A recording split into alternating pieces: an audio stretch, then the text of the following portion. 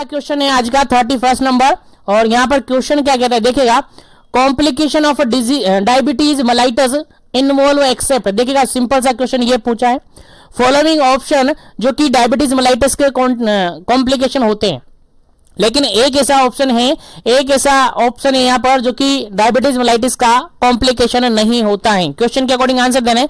Question I think समझ में आ गया होगा। और जो भी कैंडिडेट जुड़ रहे हैं, जो भी कैंडिडेट क्लास में विजिट करते हैं डेली, सेशन को लाइक शेयर जरूर करना होता है आपको, क्योंकि मैं मेरा काम कर रहा हूं, आपको थोड़ा सा इतना सा काम करना है कि आप सेशन को एक बार से लाइक शेयर कर दे। मैं मेरा 100% दे रहा हूं, आपको 100% लेना है और दूसरे को भी 100% आपको दिलाना है। चलेगा, इस क्वेश्चन के अंदर ऑप्शन देखेगा, रेटिनोपैथी, सेकंड ऑप्शन है नेप्रोपैथी, थर्ड ऑप्शन है एपिलेप्सी और फोर्थ ऑप्शन है insufficiency in blood flow to leg. चलेगा, क्वेश्चन का आंसर आपको देना है, फिर इसका करेक्ट आंसर आपको बताया जाएगा और आगे सेशन में पढ़ा जाएगा। चलेगा, नेक्स्ट क्वेश्चन के रिगार्डेड अपन डिस्कस करने से पहले इस क्वेश्चन का राइट आंसर आपको देना है फटाफट से। देखिएगा, ज्यादा टाइमिंग नहीं दूंगा सेशन के अंदर, क्योंकि क्वेश्चन काफी सारे हैं और अपना सिलेबस अभी थोड़ा ज्यादा बाकी है, इसलिए थोड़ा स्पीडली चलेंगे। चलेगा, इस क्वेश्चन का राइट आंसर हो जाता है आपका डायबिटीज मेलाइटिस के अकॉर्डिंग अगर अपन देखें कॉम्प्लिकेशन, तो उसके अंदर आपका रेटिनोपैथी बिल्कुल होता है, नेप्रोपैथी भी होता है और आपकी लेग के अंदर ब्लड का इनसफिशिएंट फ्लो होना ये भी होता है। लेकिन एपिलेप्सी है जो कि डायबिटीज मेलाइटिस का कॉम्प्लिकेशन नहीं होता है। क्या करेक्ट आंसर हो जाता है आपका? ऑप्शन नंबर सी बिल्कुल करेक्ट आंसर हो जाता है ऑफ दिस क्वेश्चन। इस क्वेश्चन का बिल्कुल करेक्ट आंसर हो जाता है आपका ऑप्शन नंबर सी, एपिलेप्सी जो कि डायबिटीज मेलाइटिस का क्या है, कॉम्प्लिकेशन नहीं है, क्योंकि हमें क्या निकालना था, एक्सेप्ट निकालना था। चलिएगा, आगे बढ़ते हैं। थोड़ा स्पीडली चलूंगा, आपको थोड़ा स्पीड से लग सकता है सेशन, लेकिन क्वेश्चन ज्यादा है और हमारे पास टाइमिंग कम है, सेशन भी ज्यादा है और सिलेबस भी ज्यादा है, इसलिए थोड़ा स्पीडली चलूंगा।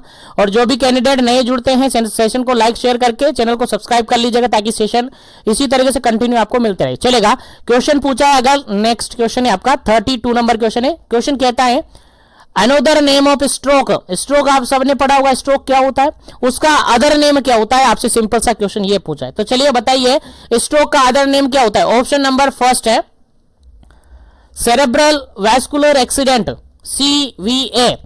बी ऑप्शन है रूमेटिक हार्ट डिजीज, RHD।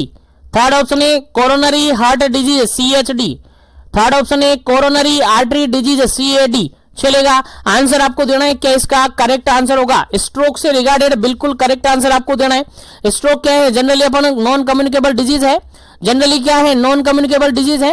तो स्ट्रोक के रिगार्डेड क्या करेक्ट आंसर होगा यहाँ पर, स्ट्रोक का अदर नेम क्या होता है? बिल्कुल करेक्ट आंसर होगा इस क्वेश्चन का ऑप्शन नंबर फर्स्ट बिल्कुल राइट आंसर है। इसको कहते हैं CVA।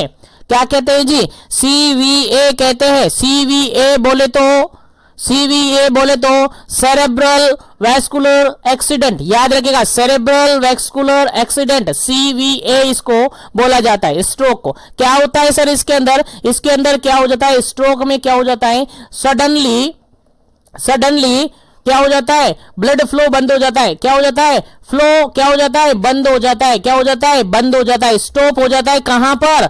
ब्रेन टिश्यूज को, यानी ब्रेन टिश्यूज को अगर सडनली ब्लड फ्लो बंद हो जाए किसी भी डैमेज के कारण से, किसी भी रीजन से अगर ब्रेन टिश्यू को ब्लड फ्लो बंद हो जाए, ब्लड सप्लाई बंद हो जाए, तो ऐसी कंडीशन में क्या होता है, ब्रेन सेल्स, ब्रेन टिश्यू क्या हो जाता है, डैमेज होने लग जाते हैं। ऐसी कंडीशन को क्या कहते हैं, स्ट्रोक कहते हैं। जनरली स्ट्रोक अपन क्या कहते हैं कि ब्लड, जो ब्रेन सेल्स होती है, ब्रेन टिश्यूज होते हैं, उनको ब्लड प्रॉपरली नहीं अमाउंट में प्रॉपरली सप्लाई नहीं हो पाता है, ऐसी कंडीशन को क्या कहते हैं, स्ट्रोक कहते हैं। कंडीशन कैसी भी हो सकती है, वो थ्रोम्बस के कारण, जैसे कि ब्लड वेसल्स के अंदर जो है थ्रोम्बस बन गया, कहीं ब्लॉक हो गया, क्लोट जमा हो गया, किसी भी कारण से हो सकता है। लेकिन अगर ब्लड ब्रेन तक नहीं पहुंच पाया, प्रॉपर्ली सप्लाई नहीं हो पा रही है, तो उसको स्ट्रोक अपन कहते हैं। और ऐसी कंडीशन में काफी सीरियस होती है। और ऐसी कंडीशन का जो अदर नेम अगर अपन कहें तो सेरेब्रल वैस्कुलर एक्सीडेंट इसको कहते हैं। याद रखिएगा, इंपॉर्टेंट है, काफी इंपॉर्टेंट एक क्वेश्चन आपके एग्जाम पॉइंट ऑफ व्यू से। चलेगा, नेक्स्ट क्वेश्चन की बात करते हैं। नेक्स्ट क्वेश्चन सिंपल सा ये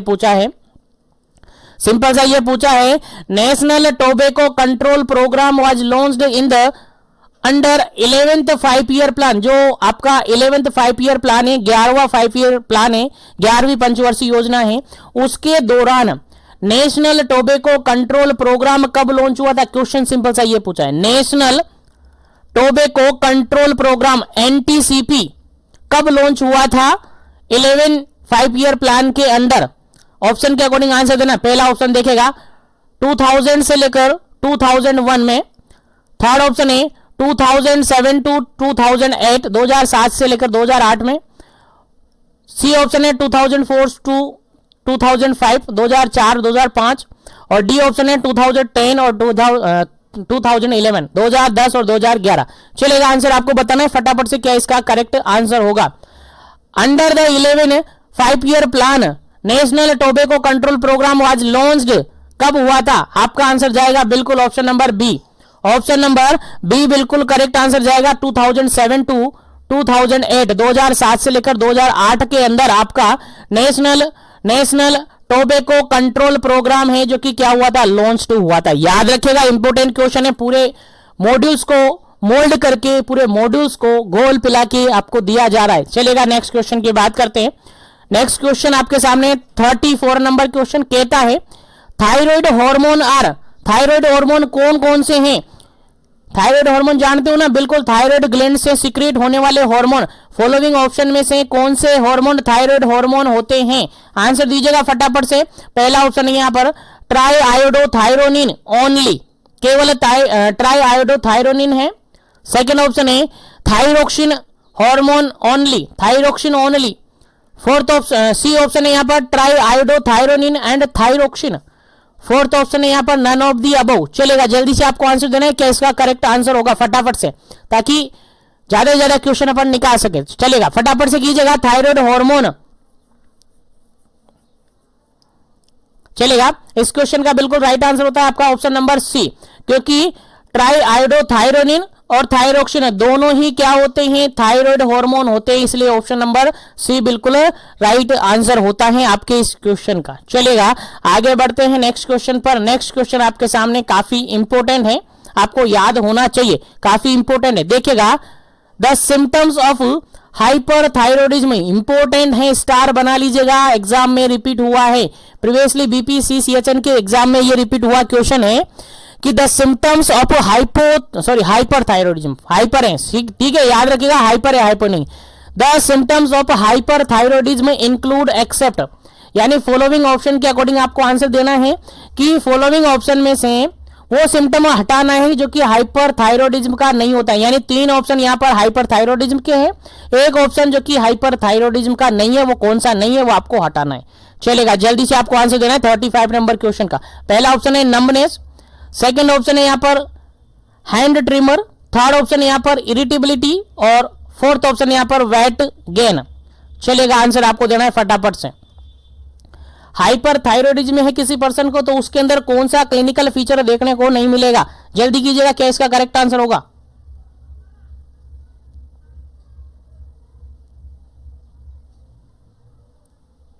चलेगा, यहां पर अगर अपन देखें तो डी ऑप्शन बिल्कुल करेक्ट आंसर है, डी ऑप्शन बिल्कुल करेक्ट आंसर है इस क्वेश्चन का, क्योंकि ये किसका सिम्टम नहीं है? ये हाइपरथायरॉयडिज्म का सिम्टम नहीं है। हाइपर में वेट गेन नहीं होता है, हाइपर में तो वेट लॉस होता है। क्या होता है? वेट लॉस होता है, याद रखिएगा, हाइपरथायरॉयडिज्म में वेट लॉस होता है, वेट गेन नहीं होता है। बाकी अगर देखें नर्वसनेस आता है यहाँ पर, हैंड ट्रिमर यहाँ पर होता है और इरिटेबिलिटी यहाँ पर होता है, लेकिन वेट गेन नहीं होता है, क्योंकि वेट गेन किस में होता है? सर हाइपोथायरॉयडिज्म में होता है, याद रखिएगा। अब याद कैसे रहेगा? देखेगा, मैं बताऊं याद रखने का तरीका। देखिएगा, हाइपर मतलब क्या होता है? ज्यादा होता है, लेकिन आपको वेट अपोजिट याद रखना है। हाइपर मतलब ज्यादा होता है, लेकिन वेट आपको अपोजिट याद रखना है। हाइपर मतलब थायरॉयडिज्म है, हाइपर थायरॉयडिज्म मतलब हॉर्मोन्स बढ़ रही हैं, एक्टिविटी बढ़ रही है, लेकिन वेट लॉस होगा, वेट लॉस होगा, अपोजिट का हम याद रखना है। हाइपो है तो हाइपो के अंदर क्या होता है? वेट गेन होता है। इस तरीके से आप याद रखेंगे तो इजीली याद रह जाएगा। और इंपॉर्टेंट है, क्वेश्चन आपके प्रीवियसली एग्जाम में पूछा हुआ है, हो सकता है आपके एग्जाम में एज इट इज पूछा जा सके। चलेगा, नेक्स्ट क्वेश्चन की बात करते हैं। 36 नंबर क्वेश्चन, 36 नंबर क्वेश्चन कहता है the symptoms of hypothyroidism include, following option में से आपको ढूंढना है कौन सा सिम्टम्स हाइपोथायरॉयडिज्म का है, कौन सा हाइपोथायरॉयडिज्म। हाइपोथायरॉयडिज्म मतलब जानते हो ना, जो थायराइड हार्मोन है उसका अमाउंट डिक्रीज होना, उसका सिक्रेशन कम होना। हाइपो मतलब समझते हो? बिल्कुल।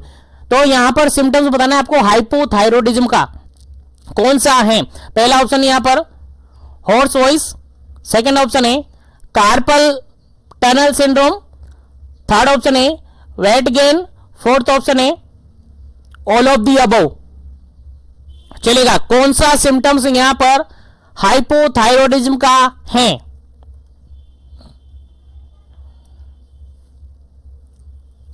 चलेगा, इस क्वेश्चन का बिल्कुल राइट आंसर हो जाता है आपका option number D. Option number D बिल्कुल करेक्ट आंसर हो जाता है आपके इस क्वेश्चन का, क्योंकि यहां पर अगर अपन देखें तो यहां पर हॉर्स वॉइस भी होता है, यानी हॉर्स वॉइस होता है, वो भी यहां पर देखने को मिलता है। उसके अलावा वेट गेन हमने थोड़ी देर पहले बताया, वेट गेन यहां पर होता है।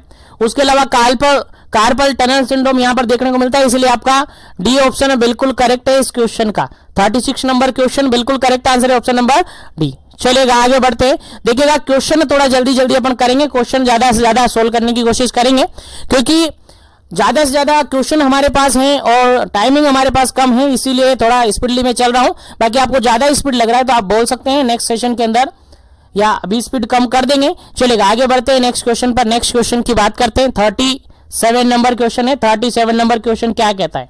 चलेगा, उम्मीद करता हूं क्वेश्चन समझ में आ रहा होगा, तो लाइक शेयर जरूर कीजिएगा ताकि सभी तक पहुंचे। चलेगा, यहां पर लिखा हुआ है NPCDC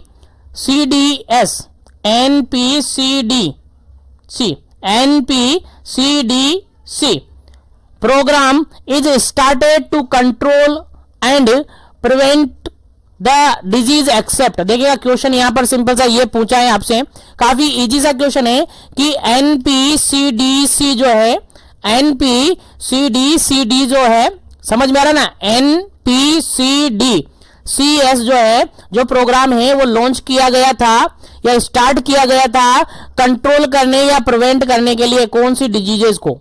लेकिन यहां पर एक ऑप्शन ऐसा है जो कि इनमें शामिल नहीं होगा।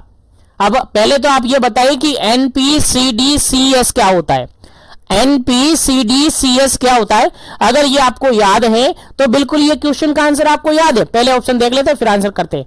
चलेगा, ऑप्शन नंबर फर्स्ट है डायबिटीज, ऑप्शन नंबर सेकंड है कैंसर, ऑप्शन नंबर थर्ड है कार्डियोवास्कुलर डिजीज एंड स्ट्रोक, और ऑप्शन नंबर फोर्थ है cataract.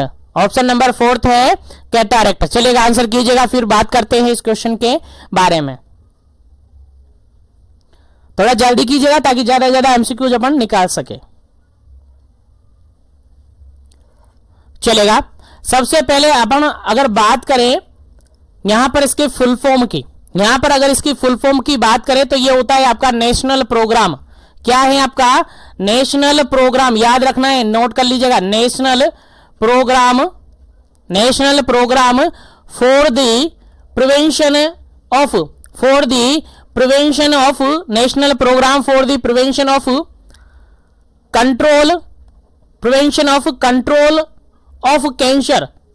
Of cancer, prevention of national programme for the prevention of control of cancer, diabetes,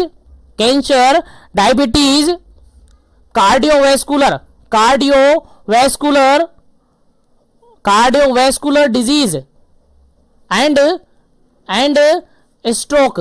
चलेगा, अब बताइएगा आपका answer क्या होगा। देखिएगा यहां पर क्या क्या आ गया, national programme for the prevention and control of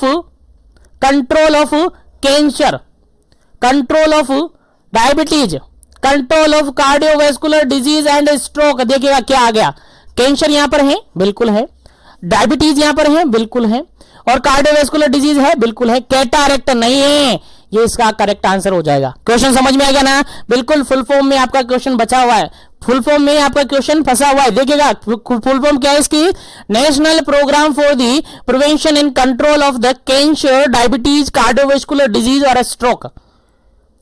ऐसे याद रखेंगे तो आपको याद रह जाएगा, बिल्कुल इजीली याद रह जाएगा। थोड़ा सा नोट करते रहिएगा जो भी आपको इंपॉर्टेंट लगे। चलेगा, इस क्वेश्चन का राइट आंसर क्या हो जाता है आपका?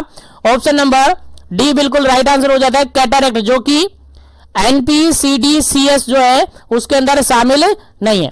इंपॉर्टेंट है, आपको एग्जाम पॉइंट ऑफ व्यू से याद रखना है। 38 नंबर क्वेश्चन यहां पर है। 38 नंबर क्वेश्चन में कह रहा है, इन खाली जगह आपने छोड़ रखी है, खाली जगह आपको भरनी है।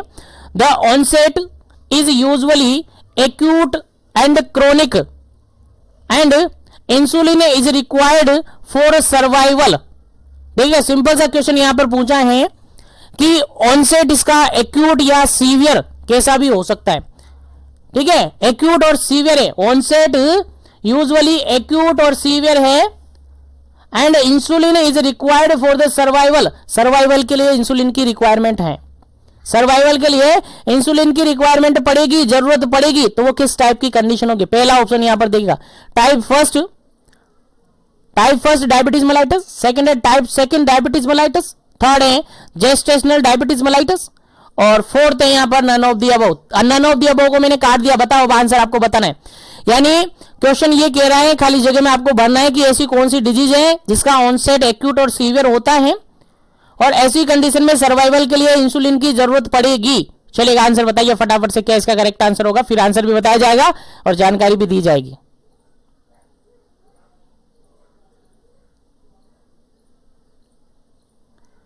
चलेगा, इस क्वेश्चन का जो बिल्कुल राइट आंसर है ऑप्शन नंबर फर्स्ट, बिल्कुल right answer, type first diabetes mellitus बिल्कुल करेक्ट आंसर है।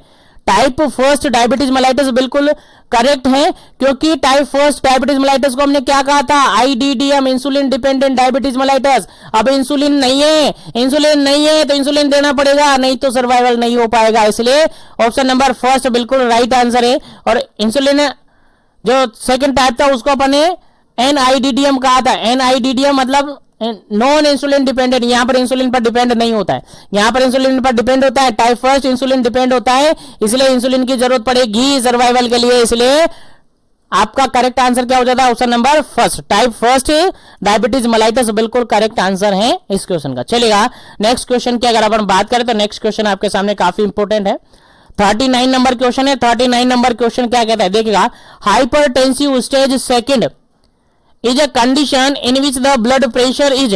देखिएगा, खाली जगह आपके लिए फिर छोड़ दी है, क्वेश्चन ये पूछा है कि हाइपरटेंशन की कंडीशन है और सेकंड कंडीशन है, हाइपरटेंशन की कंडीशन है और सेकंड स्टेज हाइपरटेंशन है। कौन सी स्टेज? सेकंड स्टेज हाइपरटेंशन है। तो बताइए ब्लड प्रेशर कितना होगा, तो बताइए ब्लड प्रेशर कितना होगा, ऑप्शन के अकॉर्डिंग आंसर देना। पहला ऑप्शन है यहां पर पहला ऑप्शन है 120, 139 और 89 mm ऑफ एजी, यानी सिस्टोलिक, ये सिस्टोलिक है या डायस्टोलिक है, याद रखिएगा। यानी सिस्टोलिक प्रेशर 120 से लेकर 139, 120 से लेकर 139 तक और 80 से लेकर 89 तक यहां पर होगा। सेकंड ऑप्शन है यहां पर 40 to 159 और 90 to 99 mm ऑफ एजी हो सकता है। थर्ड ऑप्शन है 60 to 80 और 100 to 109 mm ऑफ एजी हो सकता है। और फोर्थ ऑप्शन है 80 बाई 110 mm ऑफ एजी हो सकता है, mm ऑफ एजी या इससे हायर हो सकता है, ज्यादा हो सकता है। चलेगा, बताइएगा सेकंड स्टेज की बात की जा रही है, सेकंड स्टेज में कितना ब्लड प्रेशर होगा, फिर आगे बताया जाएगा कौन से स्टेज में कितना ब्लड प्रेशर होना चाहिए। चलेगा, उम्मीद है यहां से आपसे एग्जाम में क्वेश्चन पूछा जा सकता है, इसलिए आपको याद होना चाहिए, आपको नोट कर लेना। इसके बाद में थोड़ी जानकारी दूंगा, वो भी आपको नोट कर लेना, ताकि आपके एग्जाम में अगर क्वेश्चन पूछा जाए तो इजीली आप सोल्व कर पाए। और मैं बता दूं, ये सारी जानकारी आपको कोई नहीं दे पाएगा, कोई नहीं देगा, क्योंकि यहां पर जो क्वेश्चंस बिल्कुल सेलेक्ट किए हैं बिल्कुल आपके नोटबुक के उठाकर दिए हैं, बिल्कुल आपकी नोटबुक यानी कि आपकी मॉड्यूल्स को उठाकर दिया, आपके मॉड्यूल से। और इनसे बाहर ये भी कह दूं मैं, इनसे बाहर आपका कोई भी एग्जाम कोई भी क्वेश्चन नहीं जाएगा, भले आप एग्जाम देने के बाद मुझे कमेंट कर दीजिएगा सर ये क्वेश्चन हमें नहीं मिला, ये क्वेश्चन आपने पढ़ाया भी नहीं, ठीक है, ऐसा नहीं होगा, सभी क्वेश्चन आपके सिलेबस से ही मिलेंगे, डोंट वरी, पेशेंस रखिएगा। देखिएगा, इस कंडीशन में आपको सेकंड स्टेज की बात की थी, और सेकंड स्टेज की अगर अपन बात करते हैं तो इसका आंसर होता है option number C, option number C बिल्कुल राइट आंसर हो जाता है सेकंड स्टेज का, ठीक है। अगर सेकंड स्टेज का हाइपरटेंशन है तो उसका बीपी 160 से लेकर 180 ये सिस्टोलिक बीपी रहेगा, और 100 से लेकर 109 mm ऑफ एजी या डायस्टोलिक बीपी उसका रहेगा, याद रखिएगा। अब देखिएगा, इस क्वेश्चन का राइट आंसर पता चल गया। अब मैं बता दूं first stage, second stage, third stage, basically 3 stages में क्या किया जाता है, हाइपरटेंशन को डिवाइड किया जाता है, बेसिक 3 स्टेजेस में, ठीक है। तो पहली स्टेज की अगर अपन बात करें, पहली स्टेज के अंदर होता है आपका बीपी कितना, बीपी कितना होता है, जब 140 से ज्यादा हो जाता है तो उसको हाइपरटेंशन कहते हैं। कब 140 से ज्यादा हो जाता है तो उसको हाइपरटेंशन कहते हैं, 140 से नीचे हाइपरटेंशन में काउंट नहीं करते, आपको पता होगा इतना तो, ठीक है। यानी 140 से ज्यादा होने के बाद, यह पहला जो ऑप्शन है इसको अपन नॉर्मल कंसीडर मान लेते हैं, पहला ऑप्शन को नॉर्मल कंसिडर मान लेते हैं, क्योंकि यहां पर 140 से कम है, 140 से ज्यादा होता है तो ही उसको हाइपरटेंशन में काउंट किया जाता है। यानी 140 कहां पर है, यहां पर है, देखेगा 140 से लेकर 159 तो सिस्टोलिक बीपी रहेगा और 90 to 99 mm of SG diastolic BP रहेगा। ये आपकी फर्स्ट स्टेज होती है, याद रखिएगा, नोट कर लीजिएगा नोटबुक में। फर्स्ट स्टेज के अंदर जो बीपी देखने को मिलता है वो 140 से लेकर 159, 140 से 159 सिस्टोलिक बीपी देखने को मिलता है। उसके बाद अगर देखें डायस्टोलिक की तो 90 से लेकर 99 mm ऑफ एसजी तक ये देखने को मिल सकता है। अगर बात करें सेकंड स्टेज की, तो सेकंड स्टेज में जनरली देखने को मिलता है 160 से हायर, 160 से हायर, 160 से हायर ज्यादा और 180 से कम, यानी 160 से लेकर 180 सिस्टोलिक बीपी देखने को मिलता है और 100 से लेकर 109 109 mm ऑफ एसजी आपको क्या देखने को मिलता है, डायस्टोलिक बीपी देखने को मिलता है। ये सेकंड स्टेज होती है आपकी, ये फर्स्ट स्टेज, ये सेकंड स्टेज।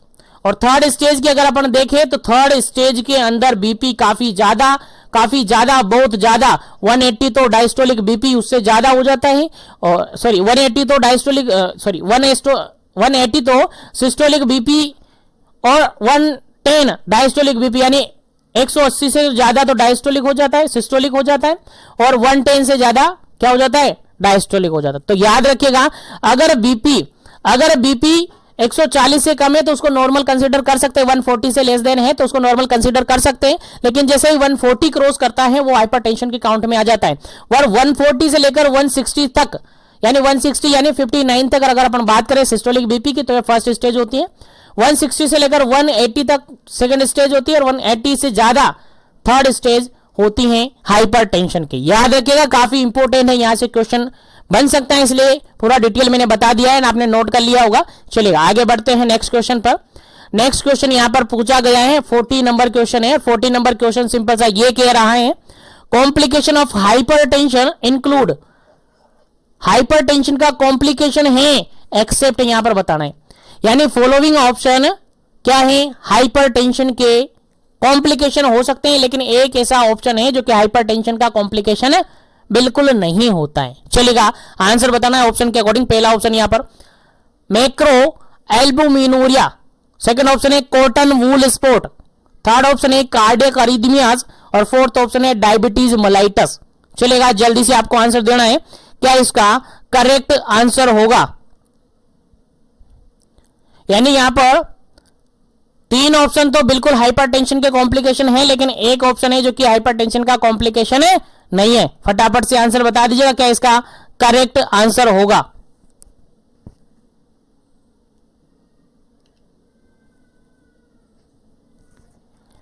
चलेगा यहां पर अगर बात करें अपन ऑप्शन नंबर डी की, तो बिल्कुल ये सही आंसर है, क्योंकि यहां पर मैक्रो एल्बुमिनूरिया हो सकता है, कॉटन वूल स्पॉट जनरली होता है और कार्डियक अरिथमियाज जनरली यहां पर देखने को मिलते हैं।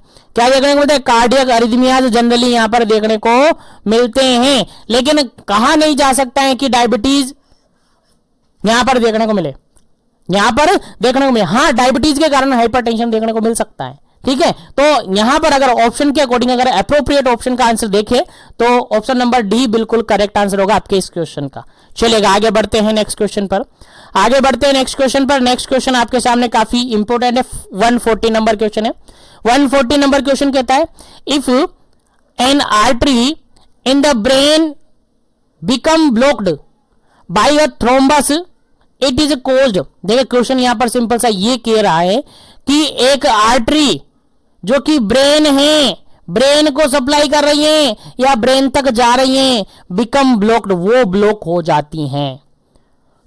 किसके थ्रू, थ्रोम्बस बन गया, वहां पर क्लोट बन गया, वहां पर कोई ब्लॉकेज वहां पर बन गया थ्रोम्बस बनकर, तो वो क्या कोज करवा सकती है। क्वेश्चन समझ में आ गया। क्वेश्चन सिंपल सा ये है कि ब्रेन को सप्लाई करने वाली कोई आर्टरी अगर ब्लॉक हो जाती है किसी थ्रोम्बस के कारण से, तो वो किस कंडीशन को कोज करेगी। पहला ऑप्शन है, ऑप्शन के अकॉर्डिंग आंसर देना है, स्ट्रोक। सेकंड ऑप्शन है यहां पर अल्जाइमर डिजीज, थर्ड ऑप्शन है यहां पर मल्टीपल स्क्लेरोसिस और फोर्थ ऑप्शन है यहां पर माइग्रेन। चलेगा जल्दी से आपको आंसर देना है, क्या इसका करेक्ट आंसर होगा, फिर आपका सही आंसर आपको बताया जाएगा। जल्दी कीजिएगा क्योंकि क्वेश्चन बहुत सारे हैं, टाइमिंग कम है, तो जल्दी से जल्दी आंसर करते रहिए ताकि अपन आगे बढ़ जाए। चलेगा। इस क्वेश्चन का जो बिल्कुल करेक्ट आंसर हो जाता है आपका ऑप्शन नंबर फर्स्ट बिल्कुल करेक्ट आंसर हो जाता है। प्रीवियसली सेशन के अंदर पे अपन ने डिस्कस किया था स्ट्रोक के रिगार्डेड, प्रीवियसली सेशन के अंदर पे अपन ने इसके रिगार्डेड डिस्कस किया था और इसके रिगार्डेड हमने कहा था कि स्ट्रोक के अंदर ऐसी कंडीशन होती है जिसके अंदर जो ब्लड वेसल है जो कि ब्रेन को सप्लाई करती हैं, उनमें किसी भी कारण से अगर कोई ब्लॉकेज आ जाता है, चाहे थ्रोम्बस के कारण से हो चाहे अदर कोजेज के कारण से हो, अगर वो ब्लॉक हो जाती हैं, ब्रेन को प्रॉपर्ली ब्लड सप्लाई नहीं हो पाता है, तो ऐसी कंडीशन को अपन क्या कहते हैं, स्ट्रोक कहते हैं, जो कि एक इमरजेंसी कंडीशन में शामिल की जाती है। उम्मीद है आप सबको याद होगी, नहीं याद है तो याद रखिएगा, अब याद रखनी है, आपके एग्जाम में पूछा जा सकता है। चलेगा। नेक्स्ट क्वेश्चन की अगर अपन बात करें तो नेक्स्ट क्वेश्चन काफी इंपॉर्टेंट है। देखिएगा नेक्स्ट क्वेश्चन क्या कहता है, क्वेश्चन कहता है 42 नंबर कहता है the diagnosis of hyperthyroidism is confirmed by the blood test that so as. देखिए सिंपल सा क्वेश्चन ये पूछा है कि किसी पर्सन को हाइपरथायरॉयडिज्म हुआ है, किसी पर्सन को क्या हुआ है, हाइपरथायरॉयडिज्म हो रखा है और उस पर्सन के अंदर डायग्नोस्टिक टेस्ट करवाए जा रहे हैं, तो कौन सा टेस्ट कंफर्म करेगा कि उस पर्सन को हाइपरथायरॉयडिज्म है। क्वेश्चन समझ में आ गया। चलिए अब आंसर आपको बताना है क्वेश्चन के ऑप्शन के अकॉर्डिंग। पहला ऑप्शन यहां पर है डिक्रीज थायराइड स्टिमुलेटिंग हार्मोन, यानी TSH हार्मोन का अमाउंट अगर डिक्रीज हो जाता है, डिक्रीज कितना, बिलो 0.05 इंटरनेशनल यूनिट पर DL से अगर कम हो जाता है। सेकेंड ऑप्शन है एलिवेटेड T4 लेवल, T4 क्या बोलते हैं, थायरोक्सिन लेवल। थर्ड ऑप्शन है elevate the T3 level, try iodothyronine level. Fourth option है ऑल ऑफ दी अबव। चलेगा, जल्दी से फटाफट से आंसर दे दीजिएगा क्या इसका करेक्ट आंसर है। कंफर्मेशन के लिए कौन सा टेस्ट हम करते हैं, ऑप्शन के अकॉर्डिंग आंसर आपको देना है।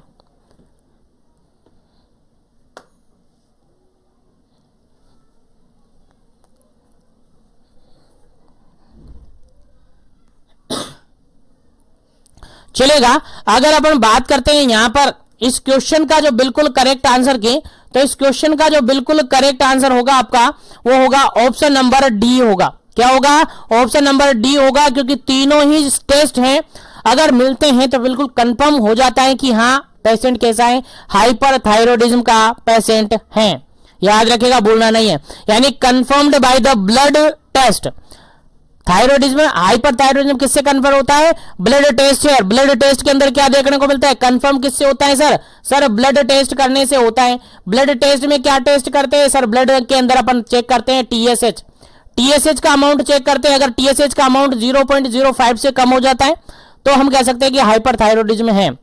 अगर थायरोक्सिन का हार्मोन लेवल जो है, थायरोक्सिन हार्मोन का लेवल अगर बढ़ जाता है, इंक्रीज हो जाता है, तो भी कह सकते हैं। और ट्राई आयोडोथायरोनिन एंड T3 का लेवल बढ़ता है, तब भी अपन कह सकते हैं कि हाइपरथायरॉयडिज्म है। यानी जनरली अपन कह सकते हैं कि हाइपरथायरॉयडिज्म की कंडीशन में TSH लेवल कम हो जाता है, 0.05 से भी कम हो जाता है, और T3 T4 का लेवल क्या हो जाता है, बढ़ जाता है। अगर ब्लड के अंदर ये लेवल देखने को मिलता है, that consider the confirmation of the hyperthyroidism. ठीक है, चलेगा, आगे बढ़ते हैं नेक्स्ट क्वेश्चन पर। उम्मीद करते हैं यहां तक सभी क्वेश्चन आपको समझ में आ गए होंगे। नेक्स्ट क्वेश्चन की बात करते हैं 43 नंबर क्वेश्चन।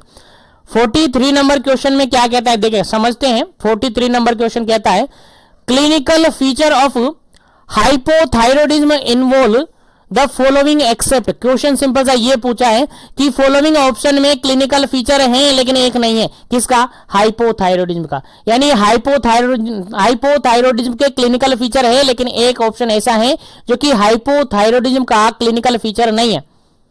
हाइपोथायरॉयडिज्म की बात की जा रही है, हाइपोथायरॉयडिज्म की बात की जा रही है। फटाफट से आंसर दीजिएगा क्या इसका करेक्ट आंसर होगा। पहला ऑप्शन है यहां पर देखिएगा प्लूरल इफ्यूजन, सेकेंड ऑप्शन देखेगा मैक्सिडिमा, थर्ड ऑप्शन देखेगा कार्पल टनल सिंड्रोम, और फोर्थ ऑप्शन देखेगा high blood sugar level, high blood sugar level. चलेगा, अब आंसर बताइएगा क्या इस क्वेश्चन का राइट आंसर होगा। आपके एग्जाम पॉइंट ऑफ व्यू से काफी इंपॉर्टेंट है, आपको आना चाहिए। एक्सेप्ट निकालना है, यानी 3 ऑप्शन यहां पर बिल्कुल करेक्ट है हाइपोथायरॉयडिज्म के रिगार्डेड, लेकिन एक ऑप्शन है जो कि करेक्ट नहीं है। तो कौन सा करेक्ट नहीं है वो आपको बताना है, फटाफट से कीजिएगा।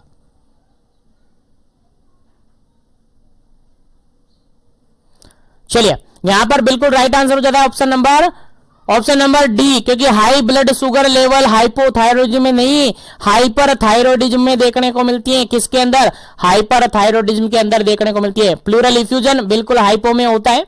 मैक्सेडिमा भी हाइपो और हाइपो दोनों में हो जाता है, हाइपर और हाइपो दोनों में देखने को मिलता है, जनरली हाइपो में देखने को मिलता है। उसके बाद अगर कार्पल टनल सिंड्रोम की बात करें तो ये हाइपो में देखने को मिलता है, लेकिन अगर ब्लड शुगर अपन चेक करें तो हाई अगर हो रहा है तो वो हाइपो का नहीं है, वो हाइपर का है। यानी हाइपर में होता है, हाइपर थायरॉयडिज्म में होता है हाई ब्लड शुगर, इसलिए याद रखेगा, इंपॉर्टेंट क्वेश्चन है। चलेगा आगे बढ़ते हैं, नेक्स्ट क्वेश्चन के बारे में डिस्कस करते हैं, काफी इंपॉर्टेंट क्वेश्चन है। नेक्स्ट क्वेश्चन डिस्कस करते हैं। नेक्स्ट क्वेश्चन आपके सामने काफी इंपॉर्टेंट है, 44 नंबर क्वेश्चन है, 44 नंबर क्वेश्चन है। क्वेश्चन कहता है the thyroid hormone are the primarily responsible for the regulation hope. जो प्राइमरली रेस्पॉन्सिबिलिटी पूछी है यहां पर, जो थायराइड हार्मोन होता है, थायराइड हार्मोन कौन कौन से? सर T3 होता है, सर T4 होता है, सर T3 ट्राई आयोडोथायरोनिन होता है, T4 थायरोक्सिन हार्मोन होता है। दोनों बेसिकली किसके लिए रेस्पॉन्सिबल होते हैं? क्वेश्चन का आंसर देना है। फर्स्ट नंबर ऑप्शन है मेटाबॉलिज्म के लिए रेस्पॉन्सिबल होता है, सेकंड ऑप्शन है एक्सक्रिएशन के लिए रेस्पॉन्सिबल होता है, थर्ड ऑप्शन है रेस्पिरेशन के लिए रेस्पॉन्सिबल होता है, फोर्थ ऑप्शन है नन ऑफ दी अबव के लिए रेस्पॉन्सिबल होता है। तो किसके लिए थायराइड हार्मोन है, जनरली किसके लिए रेस्पॉन्सिबल होते हैं? आंसर आपको देना है, फटाफट कीजिएगा, जल्दी कीजिएगा, क्या इसका करेक्ट आंसर होगा?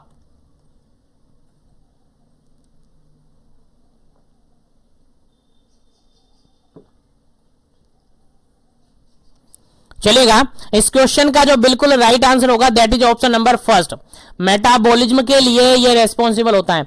प्राइमरली रेस्पॉन्सिबल होता है आपका थायराइड हार्मोन प्राइमरली रेस्पॉन्सिबल होता है। T3 T4 जो प्राइमरली रेस्पॉन्सिबल होते हैं वो मेटाबॉलिज्म के लिए रेस्पॉन्सिबल होते हैं, याद रखेगा। इंपॉर्टेंट फंक्शन है थायराइड हार्मोन का मेटाबॉलिज्म, याद रखेगा, भूलना नहीं है। चलेगा नेक्स्ट क्वेश्चन की बात करते हैं, और नेक्स्ट क्वेश्चन यहां पर पूछा है non modifiable risk factor of coronary heart disease. जो कोरोनरी हार्ट डिजीज होता है CHD जो होता है उसके रिगार्डेड रिस्क फैक्टर की बात की जा रही है, लेकिन रिस्क फैक्टर कौन सा? Non modifiable risk factor involve except. Question simple सा यहां पर यह पूछा है कि सभी option non modifiable risk factor है, लेकिन एक ऐसा ऑप्शन है जो कि गलत है, तो गलत ऑप्शन आपको ढूंढना है। यानी मोडिफाइबल के अंदर नॉन मोडिफाइबल के अंदर मोडिफाइबल घुसा हुआ है, वो नॉन मोडिफाइबल ढूंढने हैं और मोडिफाइबल अलग करना है। चलेगा, पहला ऑप्शन देखेगा यहां पर जेनेटिक फैक्टर, सेकंड ऑप्शन देखेगा जेंडर, थर्ड ऑप्शन देखेगा एज, और फोर्थ ऑप्शन देखेगा ओबेसिटी। चलेगा, क्या इसका करेक्ट आंसर होगा? आंसर आपको देना है, फटाफट कीजिएगा, क्या इसका करेक्ट आंसर होगा, जल्दी कीजिएगा। चलिए, इस क्वेश्चन का राइट आंसर होता है ऑप्शन नंबर डी, बिल्कुल करेक्ट आंसर होता है, क्योंकि जेनेटिक फैक्टर, जेंडर और एज इनको मॉडिफाई नहीं किया जा सकता है, इनको मॉडिफाई नहीं किया जा सकता है, इसीलिए ये नॉन मॉडिफाइबल और मॉडिफाइबल ही पूछा था। यहां पर नॉन मॉडिफाइबल ही पूछा था कि सभी तो क्या है नॉन मॉडिफाइबल है, लेकिन एक्सेप्ट करके एक निकालना था। तो ओबेसिटी क्या है? मॉडिफाइबल है। ओबेसिटी क्या है? मॉडिफाइबल है, इसको मॉडिफाई कर सकते हैं, इसलिए क्वेश्चन बिल्कुल राइट आंसर है। इस क्वेश्चन का बिल्कुल राइट आंसर हो जाता है आपका option number D. Option number D बिल्कुल राइट आंसर हो जाता है इस क्वेश्चन का। चलिए आगे बढ़ते हैं नेक्स्ट क्वेश्चन पर। नेक्स्ट क्वेश्चन आपके सामने काफी इंपोर्टेंट और सिंपल सा क्वेश्चन है, 46 number. Perspiration means a process of, perspiration नाम सुना होगा आपने, परस्पायरेशन नाम सुना होगा, किससे रिगार्डेड है? पहला ऑप्शन है स्वेटिंग से रिगार्डेड है, सेकंड ऑप्शन है लेक्रिमेशन से रिगार्डेड है, थर्ड ऑप्शन है सोलोविंग से रिगार्डेड है, और फोर्थ ऑप्शन है यहां पर ब्रीथिंग से रिगार्डेड है। किससे रिगार्डेड है आपका परस्पायरेशन? चलेगा, जल्दी कीजिएगा, क्या इसका करेक्ट आंसर होगा? परस्पायरेशन इज रिगार्डेड टू, बिल्कुल राइट आंसर है ऑप्शन नंबर ए, स्वेटिंग से रिगार्डेड है। पर्सपायरेशन को जनरली स्वेटिंग अपन कहते हैं। पर्सपायरेशन ऐसी कंडीशन होती है जिसमें पेशेंट को क्या होती है, स्वेटिंग होती है। याद रखिएगा, इंपॉर्टेंट क्वेश्चन है। चलेगा, आगे बढ़ते हैं नेक्स्ट क्वेश्चन पर। नेक्स्ट क्वेश्चन है स्लेनल चार्ट जो होता है उसके बारे में पूछा है। स्लेनल चार्ट किसके लिए होते हैं, आप सबको याद हो किसके लिए होता है स्नेलल चार्ट, तो उसका आंसर बताना है। Snellen chart is used to measure, क्या मेजर करने के लिए, क्या चेक करने के लिए स्नेलल चार्ट काम में लिया जाता है, सब जानते होंगे। पहला ऑप्शन यहां पर हियरिंग एक्यूटी, सेकंड ऑप्शन है विजुअल एक्यूटी, थर्ड ऑप्शन है इंट्रा ऑक्यूलर प्रेशर और फोर्थ ऑप्शन है यहां पर इंट्राक्रेनियल प्रेशर। चलेगा, जल्दी से आपको आंसर देना है। क्या इस क्वेश्चन का राइट आंसर होगा, फटाफट कीजिएगा, जल्दी कीजिएगा, क्या इसका राइट आंसर होगा। स्नेलल चार्ट होता है और जनरली किसका मेजरमेंट करने के लिए काम में लिया जाता है, फटाफट कीजिएगा, क्या इसका करेक्ट आंसर होगा। चलिए, इस क्वेश्चन का बिल्कुल राइट आंसर है option number second, visual acuity check करने के लिए इसको काम में लिया जाता है। आप सबने देखा होगा, अगर आप सब पेशेंट, अगर आप सब कहीं कहीं ड्यूटी लगी होगी आपकी, कहां पर, ऑप्थेल्मिक जो वार्ड होता है वहां पर ड्यूटी लगी होगी, यानी आई डिपार्टमेंट में अगर ड्यूटी लगी होगी तो आपने देखा होगा एक बोर्ड लाइक लाइट का बोर्ड वहां पर लगा रहता है। 6 मीटर दूर पर पेशेंट को रखा जाता है, खड़ा किया जाता है, स्टैंड कर सकते हैं या फिर बिठा सकते हैं, स्टैंड कर सकते हैं या फिर सिट आउट करवा सकते हैं, बिठा सकते हैं। कितना मीटर, 6 मीटर दूरी पर उस बोर्ड से। और इसमें अगर पर्सन लिटरली है, यानी एक तरीके से पर्सन क्या है, मतलब एक तरीके से पढ़ा हुआ है, लिटरेसी वाला है, तो ABCD ऐसे अल्फाबेटिकल होता है, या फिर अल्फाबेट होता है जो आपकी हिंदी के होते हैं ना अनार वाले, वो होते हैं। या फिर अगर पर्सन है जो कि इलिटरेट है, अनपढ़ है, तो उसके लिए ऐसा बॉक्स रहता है और उसके अंदर गोले भरे रहते हैं, किधर खुला हुआ है, ये किधर खुला हुआ है, इसका मुंह किधर है, ऐसे करके वहां पर गोले बने रहते हैं, जिससे आप पेशेंट की विजुअल एक्यूटी चेक कर पाते। कितने मीटर दूरी से, 6 मीटर दूरी से। जनरली याद रखिएगा, इंपॉर्टेंट है, आपके एग्जाम में पूछा जा सकता है। चलिएगा, आगे बढ़ते हैं नेक्स्ट क्वेश्चन पर। यहां पर नॉर्मल एक्यूटी पूछी है, एक पर्सन की नॉर्मल विजुअल एक्यूटी कितनी होती है। चलेगा, आंसर आपको बताना है, विजुअल एक्यूटी कितनी होती है, नॉर्मल विजुअल एक्यूटी कितनी होती है, आंसर देना है। ऑप्शन फर्स्ट है 6/6, सेकेंड ऑप्शन है 6/18, थर्ड ऑप्शन है 6/60, फोर्थ ऑप्शन है 3/60। चलेगा, आंसर आपको देना है, क्या इसका करेक्ट आंसर होगा, जल्दी कीजिएगा ताकि आगे बढ़े पर नेक्स्ट क्वेश्चन पर।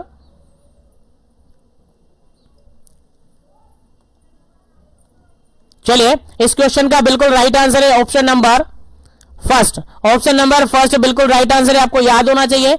नॉर्मल इक्विटी की अगर अपन बात करते हैं, नॉर्मल इक्विटी होती है, जो विजुअल इक्विटी होती है वो जो नॉर्मली कितनी होती है, 6/6 होती है। अगर इसमें थोड़ा सा अल्ट्रेशन देखने को मिलता है तो वो बिल्कुल क्या हो जाती है, एबनॉर्मल हो जाती है। क्या हो जाती है जी, बिल्कुल एबनॉर्मल हो जाती है। याद रखिएगा, याद रखिएगा, बिल्कुल आपको याद रखना है, इंपोर्टेंट है 6/6 जो कि नॉर्मल विजुअल इक्विटी होती है। याद रखिएगा, इंपोर्टेंट क्वेश्चन है, यहां से क्वेश्चन आपसे एग्जाम में पूछा जा सकता है। चलेगा, नेक्स्ट क्वेश्चन की बात करते हैं। तो नेक्स्ट क्वेश्चन है आपका 49 नंबर क्वेश्चन कहता है NPHCE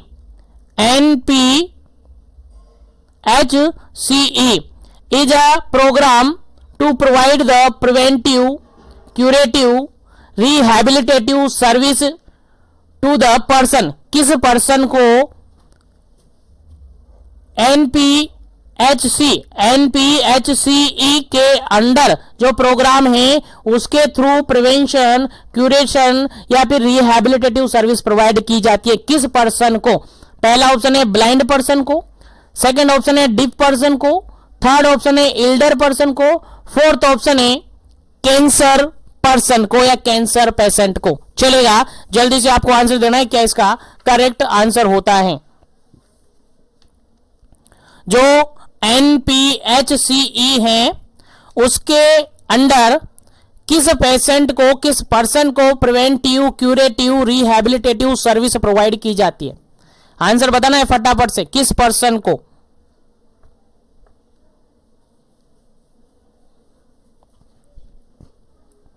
चलेगा, बिल्कुल राइट आंसर हो जाता है इस क्वेश्चन का ऑप्शन नंबर सी बिल्कुल करेक्ट आंसर हो जाता है। एल्डर पर्सन को यहां पर क्या दिया जाता है, केयर प्रोवाइड की जाती है, सर्विस प्रोवाइड की जाती है। आप कहेंगे सर एनपी क्या, एनपीएचसीई क्या है, तो इसका फुल फॉर्म आपको याद होना चाहिए। फुल फॉर्म अगर याद है तो आपको आंसर भी याद है।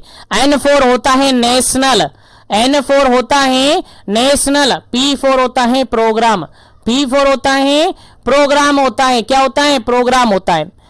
H4 होता है, H4 होता है हेल्थ, क्या होता है, हेल्थ। C4 होता है केयर और E4 होता है एल्डरली, क्या, एल्डरली। चलेगा, फुल फॉर्म से आपको आंसर देखना है, देखेगा national programme for health care of elderly, full form आपको याद होनी चाहिए। देखिए आगे यहां पर एल्डरली, तो एल्डरली आपका आंसर हो गया। National programme for health care of elderly, elderly patient को हेल्थ केयर प्रोवाइड करने के लिए यह प्रोग्राम स्टार्ट हुआ था। National programme for elderly care, sorry national programme for health care of elderly, याद रखिएगा, फुल फॉर्म से आपको आंसर पता चलेगा, बिल्कुल याद होना चाहिए। National programme for health care in elderly, elderly के अंदर जो भी हेल्थ केयर प्रोवाइड की जाती है वो इस प्रोग्राम के अंडर की जाती है, याद रखिएगा, इंपॉर्टेंट क्वेश्चन है। चलेगा, नेक्स्ट क्वेश्चन की बात करते हैं 15 नंबर। नेक्स्ट क्वेश्चन है आपका 15 नंबर। 15 नंबर क्वेश्चन सिंपल सा ये कह रहा है कि जो टाइप सेकंड डायबिटीज मेलाइटस है उसको और किस नाम से जाना जाता है। चलेगा, बताइए फटाफट से, टाइप सेकंड डायबिटीज मेलाइटस को और किस नाम से जाना जाता है। पहला ऑप्शन है non insulin dependent diabetes mellitus. Second option है insulin dependent diabetes mellitus. Third option है gestational diabetes mellitus. Fourth option है none of the above. Fourth option मैंने काट दिया है, 3 ऑप्शन में से आपको आंसर देना है, फटाफट से कीजिएगा, जल्दी कीजिएगा, क्या इसका करेक्ट आंसर होगा। सेकेंड टाइप का डायबिटीज मेलाइटस और किस नाम से जाना जाता है।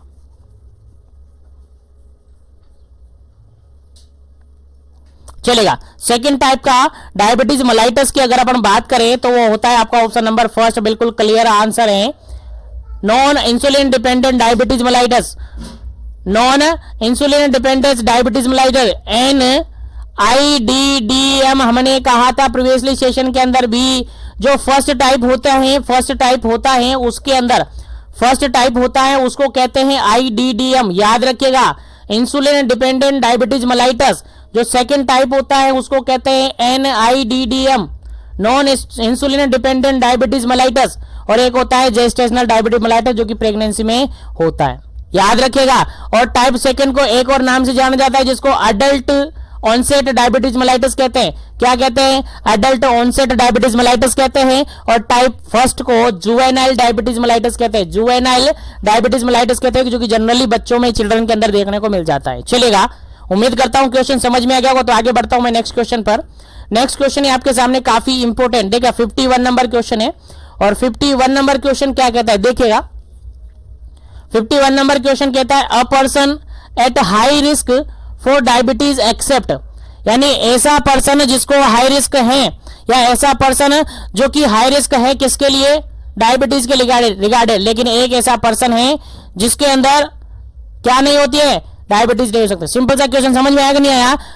क्वेश्चन ये कहता है कि एक हेल्दी पर्सन है जिसके अंदर क्या हो जाएगा कि उसको डायबिटीज होने, यानी डायबिटीज होने के रिस्क फैक्टर यहां पर पूछे, कुल मिला के डायबिटीज के रिस्क फैक्टर यहां पर पूछे, लेकिन एक्सेप्ट पूछा, यानी एक ऑप्शन जो कि डायबिटीज का रिस्क फैक्टर नहीं है, लेकिन फॉलोइंग ऑप्शन डायबिटीज के रिस्क फैक्टर है, एक को छोड़कर बाकी सब क्या है, रिस्क फैक्टर है। पहला ऑप्शन देखेगा एज ऑफ अबव 30 ईयर से ज्यादा एज हो।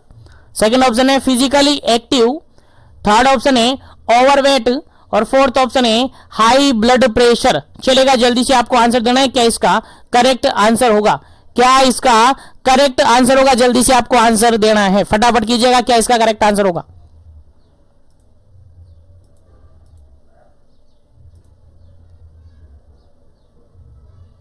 चलेगा, इस क्वेश्चन का जो बिल्कुल करेक्ट आंसर अगर अपन देखें तो बिल्कुल ऑप्शन नंबर बी बिल्कुल करेक्ट आंसर होगा, क्योंकि अगर बात करें 30 से ज्यादा एज है तो रिस्क हो सकता है डायबिटीज का, ओवरवेट है तो बिल्कुल हो सकता है, और हाइपरटेंशन है तो बिल्कुल हो सकता है। लेकिन अगर फिजिकली एक्टिव की बात करें, फिजिकली एक्टिव, अगर पर्सन फिजिकली एक्टिव हुए, प्रॉपर एक्सरसाइज चल रही है, तो क्या उसको डायबिटीज का रिस्क है? नहीं, कम होगा, नहीं होगा, इससे रिस्क नहीं होगा, बिल्कुल ये रिस्क नहीं है। इसलिए आपका राइट आंसर क्या हो जाता है? Option number B right answer हो जाता है। अकॉर्डिंग टू ऑप्शन आपका बी ऑप्शन बिल्कुल करेक्ट आंसर है। चलिएगा आगे बढ़ते हैं नेक्स्ट क्वेश्चन पर। नेक्स्ट क्वेश्चन है आपका 52 नंबर क्वेश्चन, और 52 नंबर क्वेश्चन कहता है when to suspect the diabetes mellitus. आप कब कहेंगे कि पर्सन के अंदर डायबिटीज मेलाइटस है? क्या देखेंगे? क्या आपको देखने को मिलेगा कि आप कह देंगे कि पेशेंट को डायबिटीज मेलाइटस है? क्वेश्चन समझ में आ गया ना? बिल्कुल दीजिएगा। पहला ऑप्शन है फ्रीक्वेंट इन्फेक्शन, पेशेंट को फ्रीक्वेंटली इन्फेक्शन हो रहा है। सेकंड ऑप्शन है नॉन हीलिंग वुंड है, इंड हील नहीं हो पा रहा है, वुंड हील नहीं हो पा रहा है। थर्ड ऑप्शन है ट्यूबरकुलोसिस है। फोर्थ ऑप्शन है ऑल ऑफ दी अबव। चलेगा, बताइए फटाफट से आप कब सस्पेक्ट करेंगे एक पेशेंट को कि उसको डायबिटीज मेलाइटस है, उसको डायबिटीज है? फटाफट से आंसर दीजिएगा इस क्वेश्चन का, फिर राइट आंसर आपको बताया जाएगा।